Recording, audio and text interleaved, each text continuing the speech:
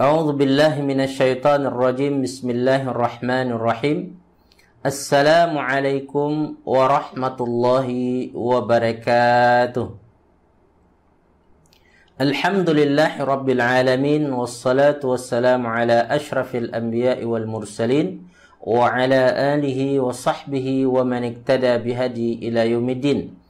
Allahumma ya Fattah, Allahumma ya Alim, Allahumma ya Khabir, Allahumma ya Mubdi, Allahumma ya Mu'id, Allahumma aftah alaina futuhal arifin, waftah alaina hikmataka, wanshur alaina min khazaini rahmatika ya arhamar rahimin. Allahumma arhamna bil Qur'an, Allahumma arhamna bil Qur'an, Allahumma arhamna bil Qur'an, waj'alhu lana imaman wa nuran wa hudan wa rahmah. Allahumma dhakkirna minhu ma nusina wa 'allimna minhu ma jahilna warzuqna tilawatahu ana al-laili wa atrafan nahar waj'alhu lana hujjatan ya arhamar rahimin. Subhana rabbika rabbil izzati amma yasifun wa salamun 'alal mursalin walhamdulillahi rabbil alamin. Puji syukur kita kehadirat Allah Subhanahu wa taala atas pelbagai limpahan rahmat dan karunia pada kita semua. Alhamdulillah, hari ini hari ke-12 Ramadan 1441 tahun juga 2020 Masehi. Mudah-mudahan kita semua sentiasa dalam rahmat, keberkatan serta maghfirah Allah Subhanahu wa taala. Kemudian salawat dan salam tidak lupa juga kita sampaikan dan peruntukkan untuk junjungan Nabi besar Muhammad sallallahu alaihi wasallam. Mudah-mudahan kita di antara umatnya yang akan memperoleh syafaatnya dan dapat bersamanya dalam syurga Firdaus kelak. Amin amin ya rabbal alamin. Saudara fillah yang dikasihi sekalian, tadabbur kita terhadap surah An-Nahl pada semalam telah sampai pada ayat yang ke-26. InsyaAllah kita akan menyambung perbincangan kita dengan memulai bacaan kita pada hari ini pada ayat yang ke-27 sampai 29. Mari kita baca terlebih dahulu ayat-ayat ini dan sila tuan-puan baca selepas saya. أعوذ بالله من الشيطان الرجيم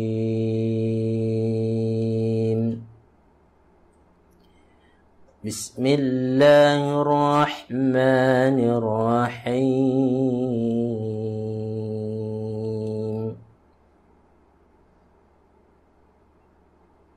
ثم يوم القيامة يخزيهم ويقول أين شركائي الذين كنتم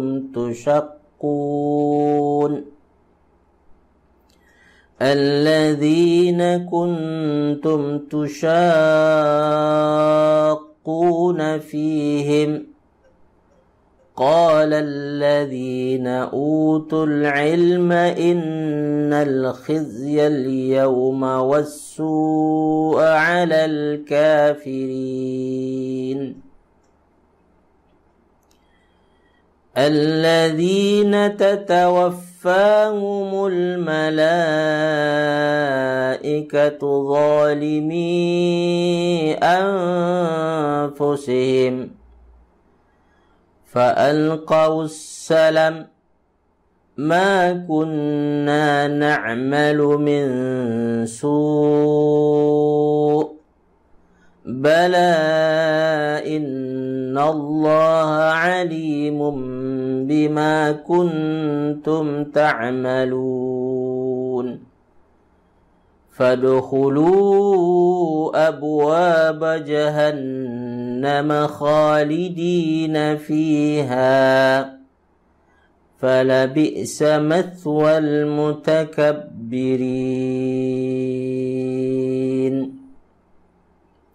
صدق الله العظيم. Dengan menyebut nama Allah yang Maha Pemurah lagi Maha Penyayang. kemudian Allah menghinakan mereka pada hari kiamat dan berfirman, di manakah sekutu-sekutuku itu yang kerana membelanya kamu selalu memusuhi mereka, yaitu nabi-nabi dan orang-orang yang beriman. Orang-orang yang diberi ilmu berkata, sesungguhnya kehinaan dan azab pada hari ini ditimpakan kepada orang yang kafir, yaitu orang yang dicabut nyawanya oleh para malaikat dalam keadaan berbuat zalim kepada diri mereka sendiri. Lalu mereka menyerahkan diri sambil berkata, kami tidak pernah mengerjakan sesuatu kejahatan pun. Malaikat menjawab, pernah. Sesungguhnya Allah Maha mengetahui apa yang telah kamu kerjakan. Maka masukilah pintu-pintu neraka Jahannam. Kamu kekal di dalamnya. Pasti itu seburuk-buruk tempat orang yang menyombongkan diri. Maha benar Allah ke atas firman-firman-Nya. Saudara fillah yang dikasihi sekalian, dari segi tafsir, ayat yang kita baca dan terjemahkan ini sambungan kepada penjelasan Allah terhadap orang-orang yang sombong. Orang-orang yang sombong adalah orang-orang yang menolak kebenaran dan meremehkan orang yang membawa kebenaran atau menyampaikan kebenaran itu. Itu adalah kesombongan yang tertinggi. Saudara fillah yang dikasihi sekalian, maka orang-orang kafir Quraisy sombong menolak kebenaran yang dibawa oleh Rasulullah SAW. Apa kesudahan daripada orang yang sombong ini? Pertama, dosanya akan berganda-ganda. Dosa yang dia buat sendiri, kemudian dosa orang yang mengikutinya. Selanjutnya, Allah Subhanahu wa taala menjelaskan juga bahawasanya contoh orang yang sombong ini adalah Namruz, yang mana kesudahannya dibinasakan oleh Allah Subhanahu wa taala. Segala kejayaan yang pernah dimiliki oleh Namruz dihancurkan oleh Allah Subhanahu wa taala. Maknanya kesan daripada dosa sombong ini kehancuran segala usaha yang pernah dibuat dahulu. Maka pada ayat sebelum ini Allah juga mengatakan selain itu wa atahumul azab. Allah beri azab. Azab mana tu? Azab di dunia lagi. Di dunia orang-orang yang sombong dia dah rasa kesan daripada kesombongannya itu. Di antaranya orang akan membencinya. Orang akan anti kepadanya, tak suka. Dan azab itu kadang-kadang datang dari berbagai macam yang mereka tak sedar, mereka tak perasan. Mungkin sebabkan kesombongannya itu, kawan-kawan menjauh daripadanya, datang dari sebelah kawan pula. Mungkin pula daripada anak-anaknya. Kadang-kadang orang sombong ni, anak-anaknya sendiri pun tak suka dengan dia. Bukan saja itu, isteri dan pasangannya pun tak suka dengan dia. Azab Allah Subhanahu wa taala datang dalam berbagai macam bentuk kepada orang yang sombong ini. Tetapi yang namanya orang sombong dia tak sedar, tak perasan kesalahannya itu. Dia menganggap dia saja betul. Ini bahaya. Maka dia terus berada dalam kesombongannya itu sehingga sampai mati. Dan di akhirat nanti azab untuk mereka macam mana? Inilah. Thumma yawmal qiyamati yukhzihim. Ada dua bentuk azab. Pertama adalah azab yang menghinakan.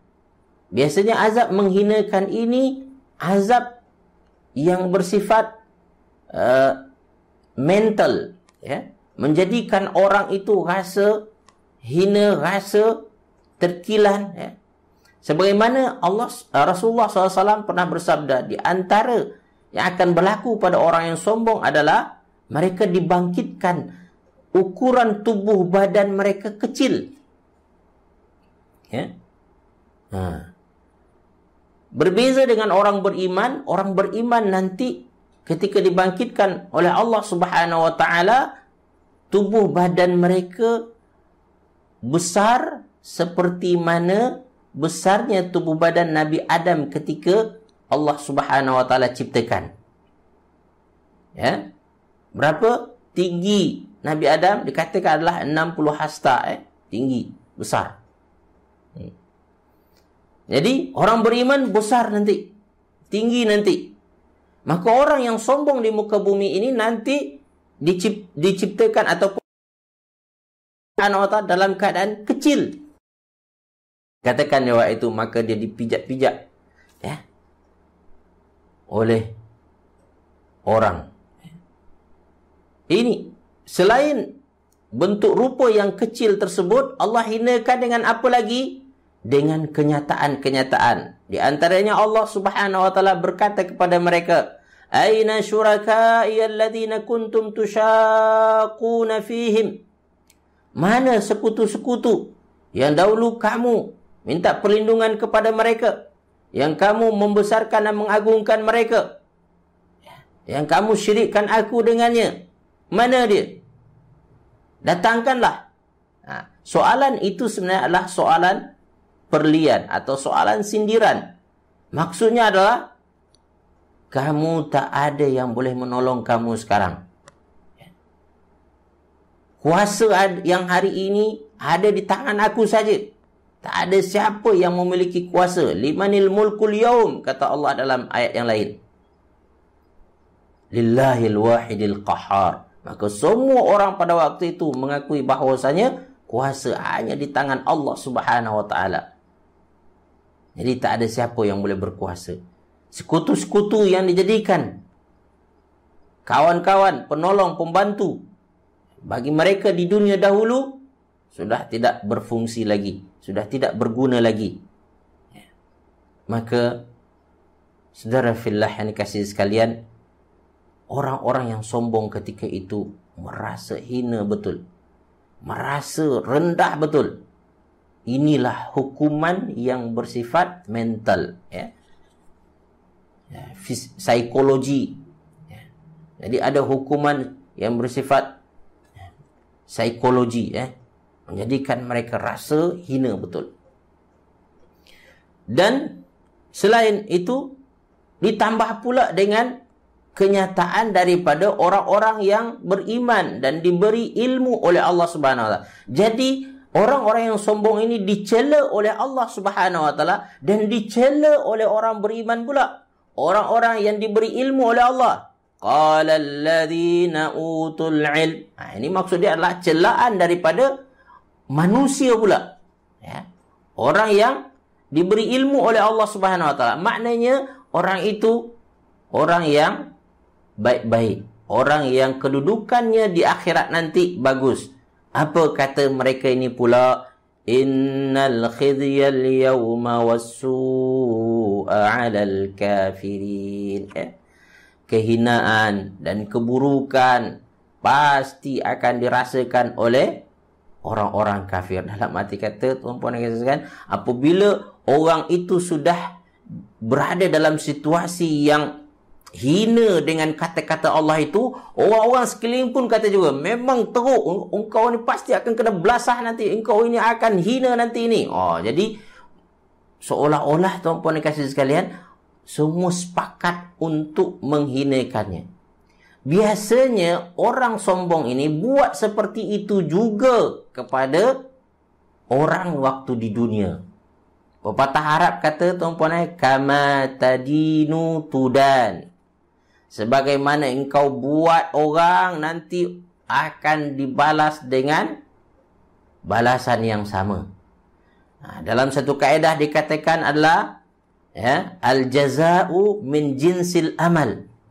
Balasan Allah itu sesuai dengan jenis perbuatan yang kita buat. Kita hina orang dahulu, cela orang dahulu, maka nanti kita akan dicela juga di akhirat nanti. Maka oleh itu, saudara fillah yang kasih sekalian, kawal diri kita sehingga tidak ada yang kita buat melainkan perkara yang diridai oleh Allah Subhanahu wa taala. Jadi ini dia, azab kepada orang sombong, dihinakan oleh Allah dan dihinakan oleh orang-orang beriman pada waktu itu. Ya. Sebab apa? Di dunia mereka buat hal yang sama kepada orang dahulu. Ya. Maka mereka akan kena dengan balasan yang sama, perbuatan yang sama. Kama tadinu tudan. Al-jaza'u min jinsil amal. Cuba tulis sikit tuan-puan. Ini pepatah Arab ni bagus ni. Ya. Kama tadinu tudan. Sebagaimana awak buat ke orang, orang akan buat kepada awak. Ya. Hal yang sama. Ya. Atau kaedahnya, al-jaza'u min jinsil amal. Ya. Kak Syida, line tak berapa clear pagi ni. Masya Allah. Mudah-mudahan yang lain okey. Baik. Tuan-tuan perempuan kasih sekalian. Kemudian, adakah azab yang akan didapatkan oleh orang sombong ini di akhirat saja, pada waktu dibangkitkan saja? Maka Allah menyambung bahwasanya azab mereka juga ada pada waktu sakaratul maut. Ya. Ketika mereka mati lagi, malaikat sudah menghinakan orang-orang yang sombong ini. Apa kata Allah Subhanahu wa taala? Alladzina tatawaffahumul malaikatu zalimi anfusihim. Orang-orang yang dicabut nyawanya, diwafatkan, dimatikan oleh malaikat, yang mereka itu dalam keadaan menzalimi diri mereka. Menzalimi diri mereka dengan cara apa? Satu adalah melakukan syirik, menyekutukan Allah Subhanahu wa taala, ataupun dengan mengabaikan perintah-perintah Allah Subhanahu wa taala. Sebab pada perintah Allah itu terdapat banyak kebaikan, tetapi dia tak buat masa hidup di dunia. Atau barangkali dia hinakan dirinya dengan melakukan perkara-perkara dosa. Itu menzalimi diri sendiri.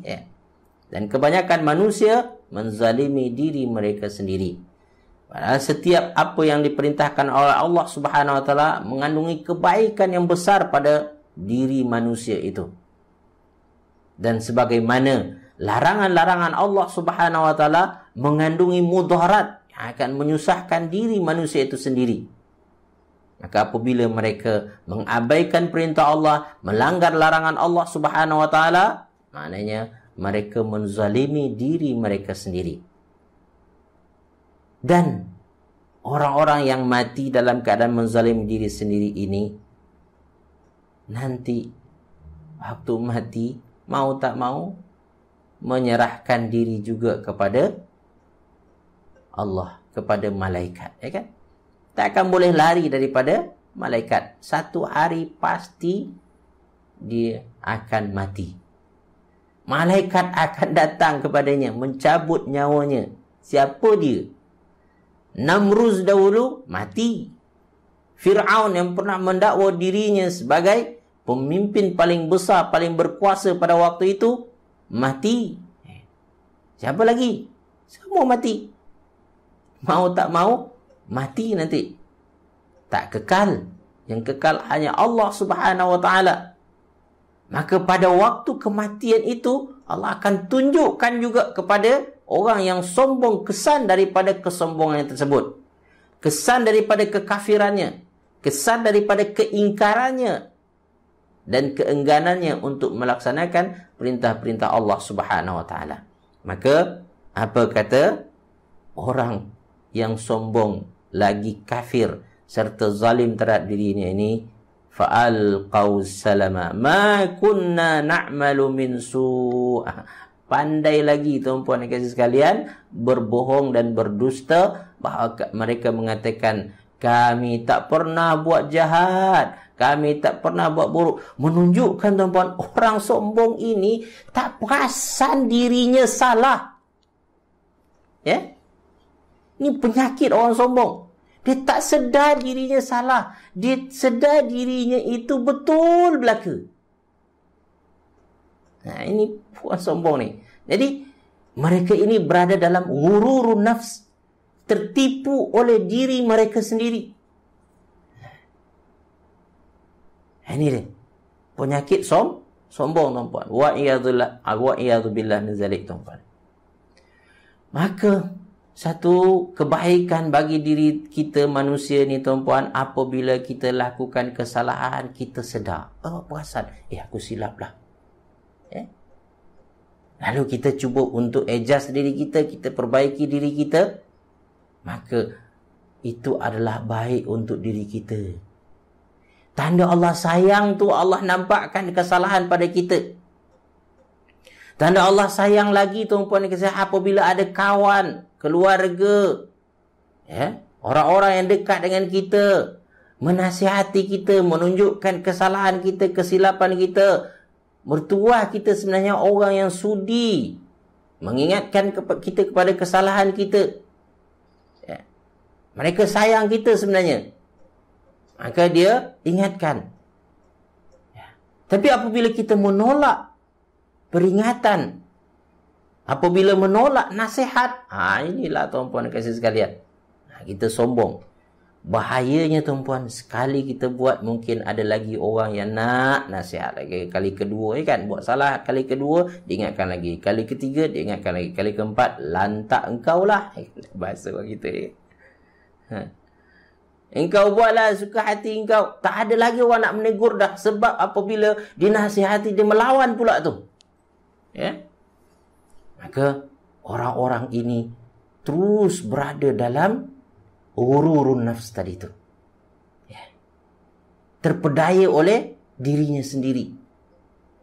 Tak sedar dia melakukan kesalahan. Sampai tak sedar melakukan kesalahan itu, dia cakap pada waktu sakaratul maut, ketika malaikat cabut nyawa dia, dia rasa tak salah lagi. Dahsyat tak ni orang yang sombong ni. A'udzubillah min zalik, tuan-puan. Apa mereka kata? Ma kunna na'malu min su'. Kami tak buat jahat. Kami orang baik-baik. Kami selalu menginginkan kebaikan pada orang semua. Inilah tuan-puan. Sama dengan orang munafik dalam surah Al-Baqarah, kan? Wa idza qila lahum la tufsidu fil ard. Apabila dikatakan kepada mereka, kamu jangan buat kerosakan di muka bumi. Apa mereka jawab? Qalu innama nahnu muslihun. Kami hanya nak buat baik saja, nak membetulkan keadaan. Ala innahum humul mufsidun. Ketahuilah, mereka inilah orang yang buat kerosakan sebenarnya. Walakin la yash'urun. Tapi dia tak perasan. Tak sedar dia melakukan keburukan. Maka di antara punca orang-orang sombong ini terus berada dalam kesombongan adalah dia tak sedar dia buat salah. Sampai nak jumpa Allah pun, ketika roh dia dicabut oleh Allah Subhanahu, oleh malaikat, masih lagi mengaku bahawa kami tak pernah buat jahat. Apa jawab malaikat? Bala. Of course, you pernah buat jahat. Apa bukti dia nanti? Tengok, kata Allah. Inna Allah alimum bima kuntum ta'malun. Allah tahu. Allah catat semua ni. Kami catat, malaikat catat semua apa yang kau buat. Nanti kau tengoklah nanti. Ya, Allah akan tunjukkan kepada kamu apa yang dapat kamu buat dahulu. Ya. Allah akan nampakkan. Ya. Maka malaikat kata pada waktu itu, fadkhulu abwaaba jahannam. Maka tempat untuk orang sombong, tuan-puan, ia adalah neraka yang paling teruk. Neraka yang paling dahsyat. Apa dia itu? Jahannam. Neraka Jahannam. Dan kepada mereka ini, tuan-puan, semua pintu neraka Jahannam tu dia boleh masuk. Ya. Maka abwab. Ya, abwab ini jamak daripada babun. Macam-macam pintu. Sebagaimana kita ketahui, tuan-puan, ada ahli syurga yang boleh masuk ke dalam syurga dari pintu mana pun dia nak. Tuan-puan dikasih sekalian, kalau seseorang boleh masuk syurga dari pintu apapun dia nak, itu menunjukkan kemuliaan. Betul tak? Menunjukkan bahawa dia itu istimewa. Ya? Sebagaimana kalau di dunia, tuan-puan dikasih sekalian, tuan-puan boleh masuk pintu mana pun. Ke satu majlis, kan? Nak pintu VVIP ke, nak pintu orang, awak masuklah. Mana awak istimewa tak, tuan-puan dikasih sekalian? Tapi tuan-puan dikasih sekalian, kepada orang-orang sombong, istimewanya adalah dia masuk melalui pintu manapun ke neraka Jahannam. Menunjukkan, tuan-puan, dia sangat dahsyat. Dia sebaliknya tu, penghinaan yang besar. Awak boleh masuk mana pun juga. Sebab biasanya orang sombong ini, tuan-puan dikasih sekalian, segala sesuatu dia buat nanti. Semua dosa pernah dia lakukan nanti. Dia akan buat apa pun juga. Ini orang sombong ni. Dia akan zalimi orang kadang-kadang. Dia akan rampas harta orang. Orang sombong ni. Dia akan buruk-burukkan orang. Dia mengumpat pasal orang lain. Semua dosa dia akan buat oleh orang sombong ni. Maka karena dia lakukan semua perkara di dunia dahulu, maka dia boleh masuk pintu neraka Jahannam manapun. Dia layak. Dalam arti kata, karena awak dulu membunuh, ini pintu bunuh pun awak boleh buat. Awak boleh masuk. So, saudara fillah ni kata, betapa dahsyatnya neraka ataupun balasan yang akan didapatkan oleh orang-orang yang sombong ini. Dan Allah menyatakan khalidina fiha. Azab yang akan didapatkan oleh orang sombong yang adalah kekal dalam neraka. Fala bi'sa mathwal mutakabbirin. Dan itu merupakan balasan yang seburuk-buruknya bagi orang-orang yang sombong ini. Saudara fillah yang dikasih sekalian, ini tafsiran terhadap surah An-Nahl yang kita baca tadi. Jadi dia menjelaskan tentang balasan Allah kepada orang-orang yang sombong. Baik, saudara fillah yang dikasih sekalian, kita akan sambung pada tadaburnya. Saudara fillah yang dikasih sekalian, kita menjelaskan sebelum ini bahwasanya satu kesombongan adalah apabila menolak kebenaran ketetapan Allah yang tersurat, yaitu yang bersumber daripada wahyu dan Al-Quran. Saudara fillah yang dikasih sekalian, minta maaf. Ada soalan sebelum tu. Orang-orang sombong ini hanya applicable kepada orang kafir. Baik. Tuan-tuan dikasih sekalian, ada orang sombong dan dia kafir, ada orang sombong orang beriman. Nanti saya akan jelaskan lebih lanjut pada waktu tadabbur. Baik. Jadi saudara fillah yang kasih sekalian, mengingkari ayat Allah Subhanahu wa taala, ketetapan Allah yang tersurat dalam bentuk wahyu merupakan satu kesombongan yang Allah Subhanahu wa taala benci. Ingat, orang yang sombong adalah orang yang tak kenal Allah dan tak kenal dirinya sendiri. Yang tak tahu kedudukannya. Maka pada tafsir tadi kita katakan ia berada dalam ghururun nafs.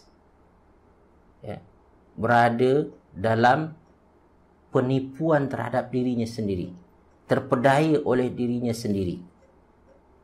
Maka orang sombong dalam bahasa Arab diungkapkan dengan istakbara ataupun mustakbirun.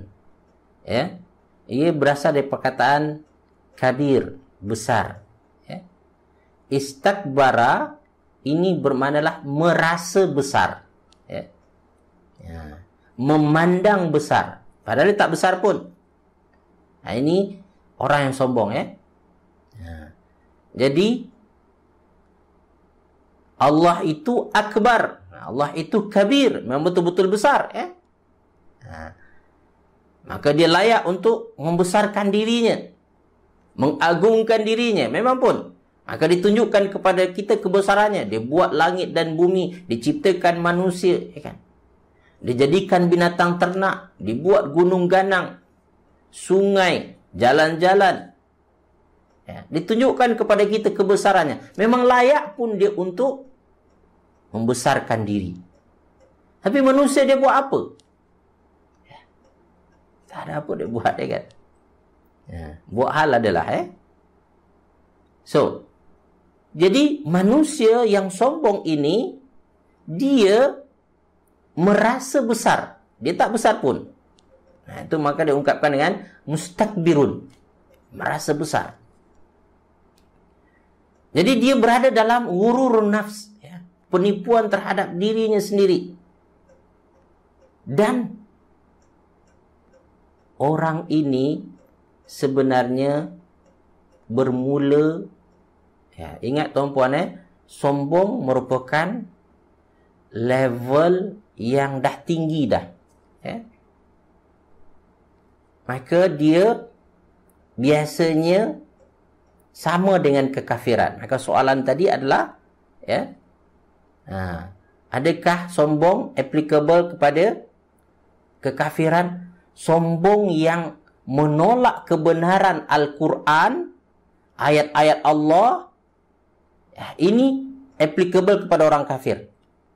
Maka dia peringkat dah tinggi dah, Tuan-puan dikasih sekalian, tapi sombong ini dia ada akar, dia tahu. Dia ada akar dia. Orang beriman cuba untuk cantas akar ini lagi. Dari mula lagi. Ya. So, apa dia, tuan-puan dikasih sekalian? Dia bermula dengan apa? Bermula dengan nama dia ujub. Ujub, Ujub apa dia tu? Rasa gah. Rasa hebat. Ini dia mula dulu. Dalam hati. Aku ni hebat ni. Aku ni terror. Orang lain ni tak ada apa-apa. Kan? Ini dari diri dia. Dan ini tuan-puan yang kasih sekarang, dia ada pada orang Islam dan ada pada orang kafir. Ini yang akar sombong tu, Ini applicable kepada orang beriman, orang Islam dan orang kafir. Tuan-puan dikasihi sekalian, ini akan menjadi lebih besar lagi kalau sekiranya tidak dikawal. Akarnya akan tumbuh, ataupun benih ini akan tumbuh, tuan-puan. Dia jadi ujub ini benih kepada kesombongan. Ujub. Apa dia tadi? Ujub tu rasa megah, kan? Rasa hebat. Rasa, kita ini lebih dari orang lain. Baik. So, apabila kita tak cuba untuk cantas ataupun potong rasa ujub ini, dia boleh membesar. Dia membesar nanti akan melahirkan, ada nama dia sum'ah, nama dia. Sum'ah ni apa? Rasa nak suka orang, kita nak orang, telinga kita ni nak dengar orang puji je, yang elok-elok je. Sum'ah daripada sami', dia mendengar. Jadi orang ujub ni, dia hanya nak orang puji belaka. Nak orang puji. Maka apabila ada orang yang kritik dia ataupun nak cuba nasihat, dan nanti kata menunjukkan kepadanya kesalahan, dia tak suka. Dia rasa tercabar. Dia rasa orang itu tidak benar. Ini.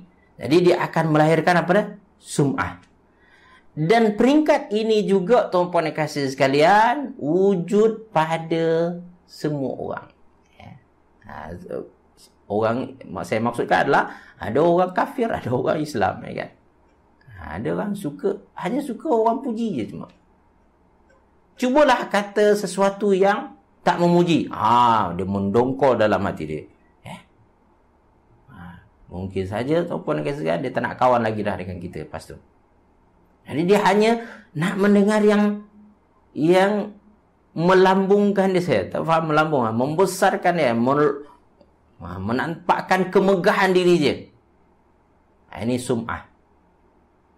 Dan tuan-puan dan kasih sekalian, sum'ah ini akan menyambung, ataupun membesar, maka lahirlah riya. Riya ni apa pula? Kalau tadi nak orang puji dia, orang apa itu, dia nak dengar orang puji dia saja, maka riya adalah dia buat untuk bagi orang senang saja. Maka dia mulai berpura-pura menunjukkan kehebatan diri dia, padahal tak ada apa pun, dia tak ikhlas pun buat tu. Dia hanya untuk orang puji dia saja. Kiasu, Kak Joria, kenapa pula kiasu? Baik, jadi ini dia. Dia mulai riak. Bertindak, berbuat sesuatu bukan pure ikhlas daripada hatinya, tapi hanya saja untuk bagi orang puji. Dia mulalah berlakon, dia mulalah mengada-ngada. Dan ketahuilah tuan-tuan, ini pun wujud pada orang-orang yang beriman.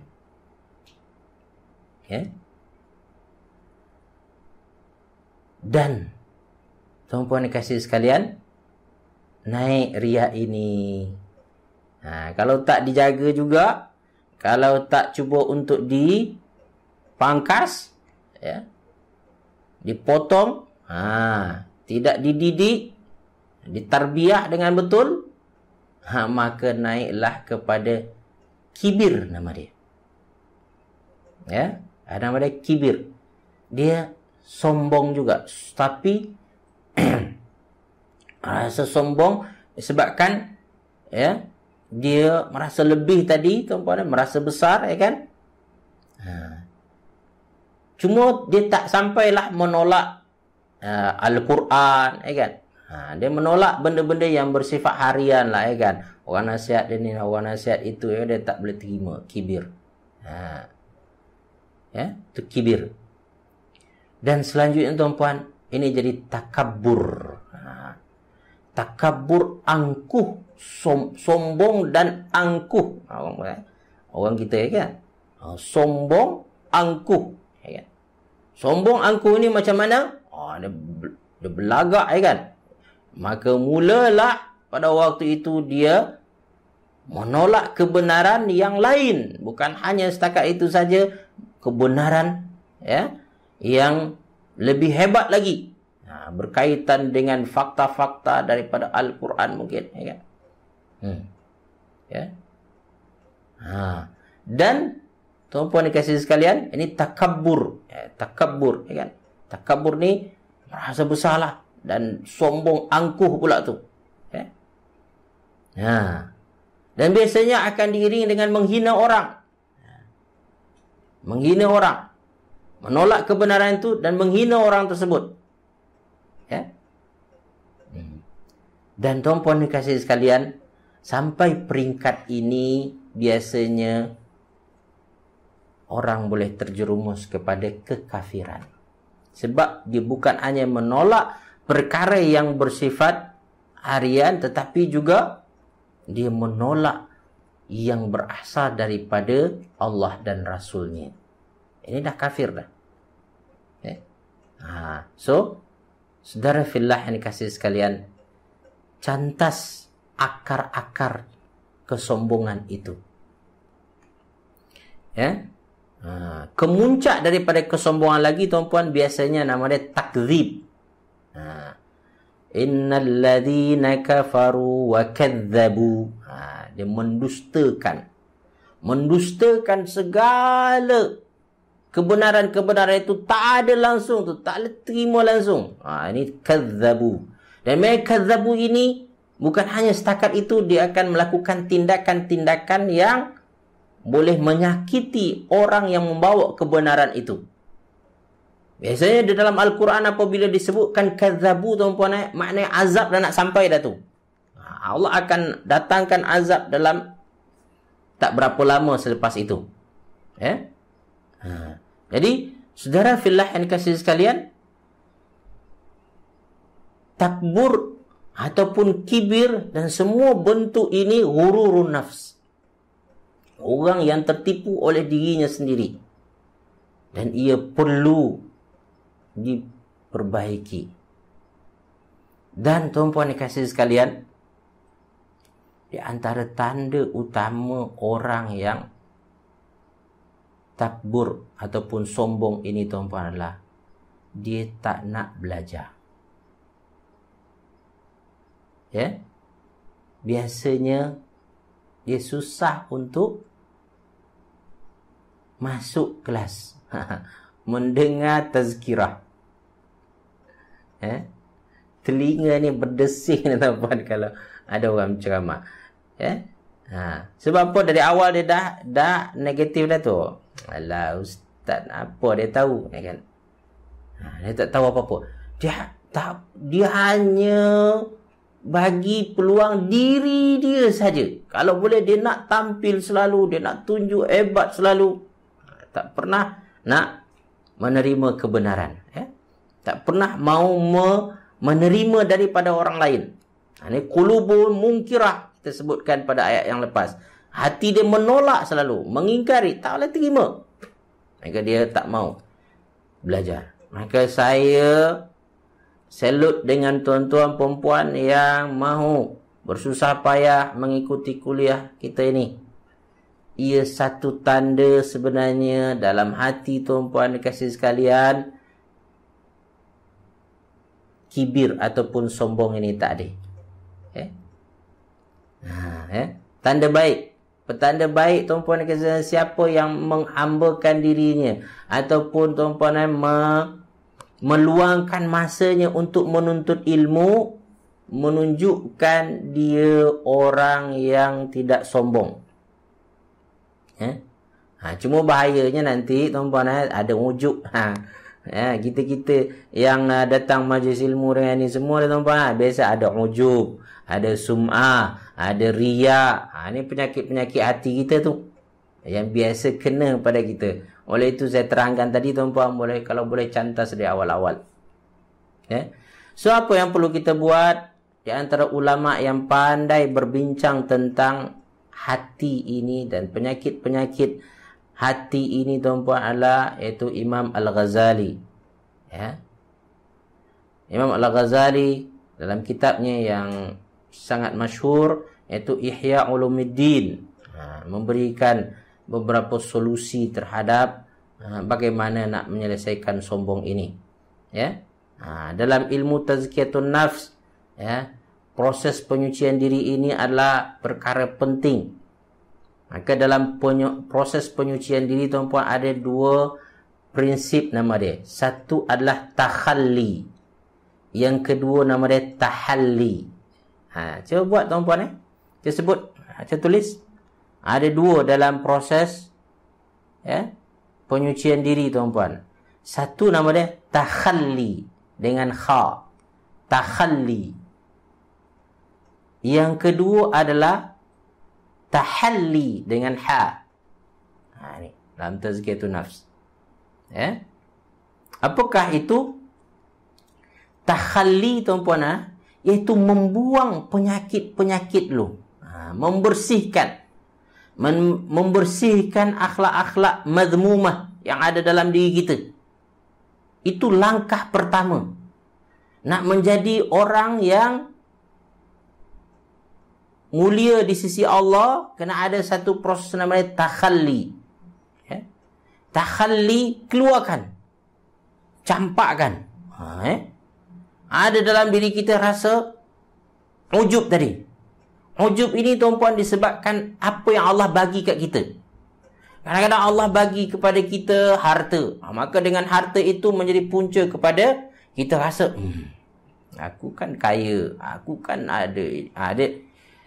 Kalau sekiranya tuan-puan ada perasaan tersebut, buang cepat. Cuba untuk angkat dia. Takhalli dia, buang dia. Biasanya akan lahir ujub ni tuan-puan.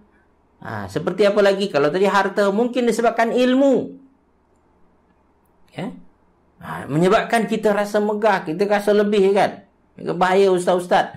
Bahaya orang-orang yang ada ilmu tuan-puan. Rasa dia hebat. Ini dibuang cepat-cepat. Ujub. Atau mungkin tuan-puan dalam bentuk rupa paras. Saya cantik. Saya kan comel, kan? Saya handsome. Saya orang paling handsome kat sini, kan? Contohlah, perasaan dia. Ini. Jangan lupa itu hanyalah pinjaman Allah sementara. Bila-bila masa Allah Subhanahu Wa Taala boleh ambil balik, boleh tarik balik. Tak layak kita nak menyombongkan diri. Betapa ramai orang tuan-puan dulunya kaya, jatuh miskin, bankrupt, kan? Ada orang dahulunya cantik, handsome, kan? Kena penyakit bodoh, kurus, kering, kan? Macam orang tak ada zat, kan? So, saudara fillah ini kata, ini takhalli, buang dulu. Buang riak, buang sum'ah, buang ujub tadi itu. Jangan bagi dia berkembang dalam diri kita. Sebab ketika dia berkembang tuan-puan, dia membesar, boleh membawa kepada kibir, rasa sombong, rasa angkuh. Lalu kita akan menolak nasihat-nasihat, kebaikan-kebaikan yang sebenarnya bermanfaat untuk kita. Tapi kita tak boleh terima. Ini takhalli nama dia. Apa nama dia? Takhalli. Takhalli ini lebih kurang tuan-puan dan kasih sekalian apabila di rumah tuan-puan cat dia dah mulai ada lumut, ada dak buruk, kan? Apa tuan-puan kena buat? Pertama kita kena buang lumut-lumut itu dahulu. Atau tuan-puan kasih sekalian, pagar rumah tuan-puan pada besi, kan? Ada karat, kan? Nak cat baru, apa yang perlu kita buat? Buang karat-karat tu lagi. Kikis karat-karat tu. Selepas itu barulah kita cat balik dengan warna yang sesuai keinginan kita, warna yang cantik. Proses mencat balik itu namanya tahalli. Kalau kita ada baju yang kotor, apa kita buat dulu? Buka baju tu, basuh, kan? Baru ambil baju baru. Baju baru kita pakai. Pak comel, kan? Jadi dalam proses penyucian jiwa, tuan-tuan dan sekalian, kita perlu ada takhalli tu. Takhalli ini paling penting sangat adalah mengenal sifat buruk kita tu. Ya. Kenal kesalahan kita. Perangai buruk kita apa ni? Perangai buruk aku adalah kedekut, kan? Perangai buruk aku adalah pandang remeh orang, kan? Maka kita buang dulu tu. Baik, saudara fillah yang dikasihi sekalian. Maka apabila kita ingin membuang sifat sombong tadi, kata Imam Al-Ghazali, dia kata, apabila kita melihat orang yang berbeza-beza dengan kita, kan, maka contohlah, dia kata, melihat kanak-kanak, kita berbaik sangka kepadanya. Kanak-kanak ni kalau dia besar, nanti dia belajar, mungkin dia jadi lebih alim daripada saya, kan? Mungkin dia boleh menjadi lebih taat, kan? Jadi kita berbaik sangka dengan kanak-kanak, tuan-tuan. Lihat orang yang buat salah, kan? Biasanya orang yang sombong, dia akan hentam habis, kemudian dia buruk-buruk, kan, tuan-tuan. Tapi kita baik sangka, kalau dia bertaubat ni, tentu Allah hapuskan dosa-dosa dia ni. Mungkin dia jauh lebih baik daripada saya selepas ini. Apabila kita melihat orang yang bodoh, kan, maka kita berpandangan, bersangka baik. Sekarangnya bodoh, kalau dia belajar nanti mungkin jauh lebih pandai daripada saya, kan. So, saudara fillah yang dikasihi sekalian, kita bersangka baik. Pada orang kafir mana? Sangka baik macam mana? Kalau dia masuk Islam, maka hapus dosa-dosanya. Dosa-dosa yang kita ada, yang Islam dari kecil, kan, kita banyak, bertumpuk-tumpuk. Jadi saudara fillah dia kata selalu berbaik sangka. Di antaranya dia kata berbaik sangka dengan orang. Mungkin orang ini jauh lebih baik daripada kita. Kalau dari segi zahir, tuan-puan dan kasih sekalian, apabila orang lebih dari segi kita, orang nampak kurang daripada kita, dia pakai biasa-biasa je, kan. Banyak orang kaya sekarang ni, tuan-puan, dia tak tunjuk pun kekayaan dia. Yang menunjuk-nunjuk kekayaan ni biasanya orang yang semi ataupun kaya zahir dia saja. Kaya sikit dia sebenarnya. Orang betul-betul kaya dia tak tunjuk apa-apa. Oleh itu ulama ada sebutkan, tuan-puan, ada sombong zahir. Tuan-puan tambahkan sikit lagi, ada sombong zahir, ada sombong batin. Sombong zahir, ada sombong batin. Hal ini perlu kita kategorikan juga supaya kita jangan lupa. Ada kadang-kadang orang secara zahir dia macam sombong, tapi dah kita dekati ternyata dia orang baik, kan. Dia humble orangnya. Ada orang seperti itu. Namun di dalam Islam, tuan-puan, kita dituntut untuk kalau boleh menghindarkan kedua-dua dia tu. Sombong zahir dan sombong batin. Sombong batin tu hati memang busuk lah.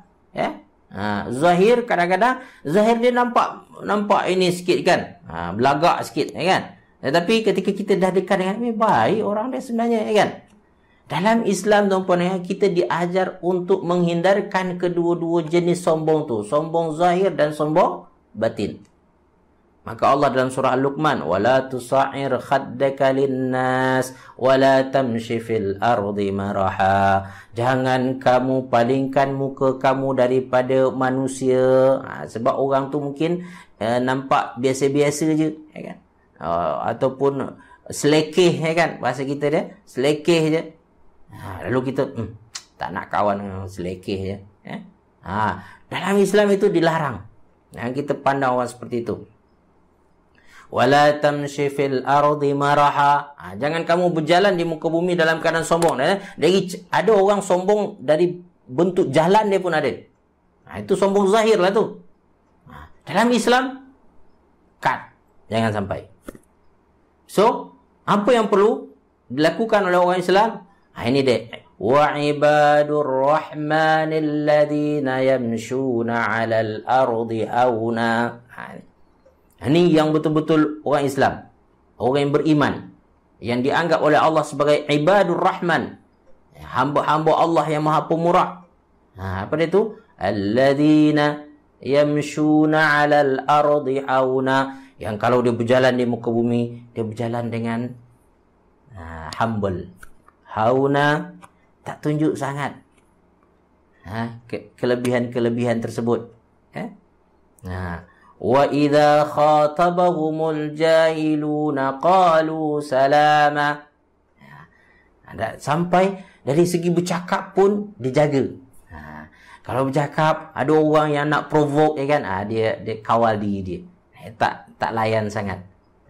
Qalu salama, sehingga yang yang dikatakan adalah kata-kata yang berbaik je, yang kata-kata yang selamat je. Ini dia. Tak menyombongkan diri. Sama ada dari segi zahir ataupun batin. Tuan-puan dikasihi sekalian. Makanya nak sombong tahap mana kita, tuan-puan? Kesudahan kita mati juga. Maka ayat kita baca dan terjemahkan tadi, orang sombong satu hari akan mati juga. Yang mana mau tak mau nanti orang akan layan kita juga. Kita perlukan orang untuk menanam jasad kita. Boleh ke mati, tuan-puan, dan dia boleh masuk dalam kubur sendiri? Tak, kan? At the end kita perlukan orang. Tak boleh nak menyombongkan diri dengan orang.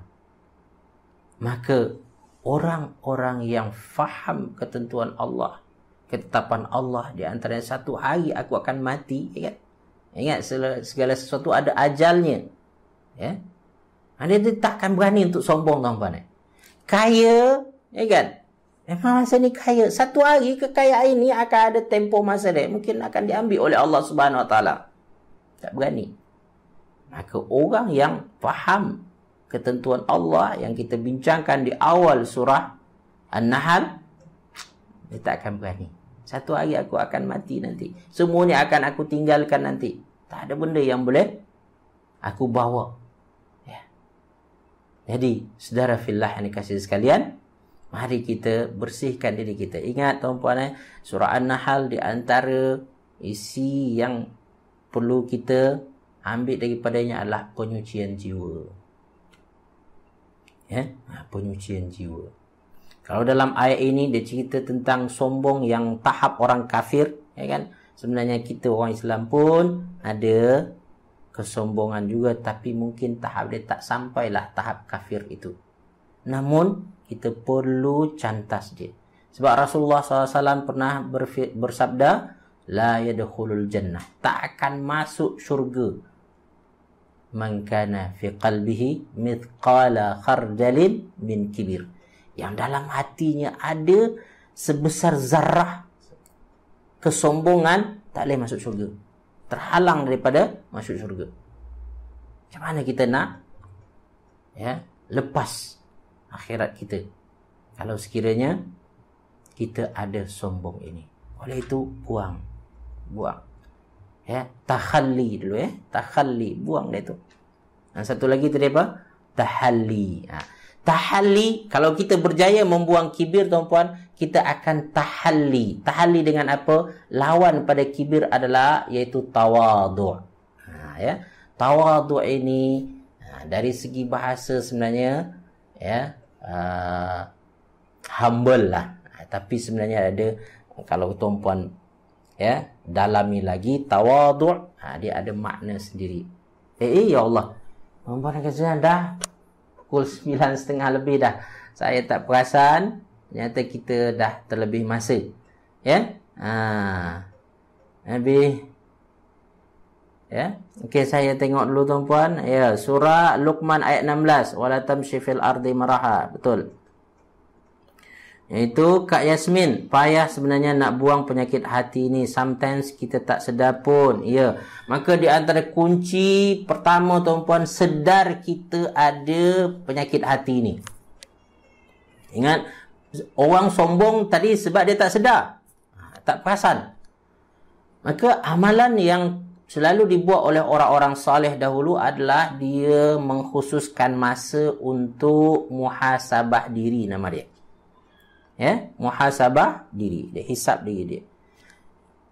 Ini merupakan amalan orang-orang yang berjaya di kalangan orang-orang saleh dahulu. Dia tak boleh melepaskan diri daripada muhasabah diri. Check balance, check and balance balik. Yang buruk dia akan buang, kan? Yang baik dia akan cuba kekalkan dan pertingkatkan lagi. Betul. Kakak saya, proses penyucian diri adalah takhalli, proses membuang segala penyakit hati yang mana sifat-sifat buruk yang ada pada kita. Ya, tahalli, ya, tahalli adalah menggantinya. Proses mengganti dia tadi tu, diganti balik. Dengan cara apa? Kalau sombong, kita ganti dengan tawaduk. Ya. Sebenarnya banyak penyakit hati. Saya tak boleh bincangkan hari ini. Tapi satu hari nanti kita akan sampai ada perbincangan tu, nanti kita akan masukkan. Ya, betul. Kak Tasnim, ya. Muhasabah diri, ya. Admit your own weakness. Betul. Kita sedari kelemahan kita diri sendiri, ya. Ya, betul. Alhamdulillah.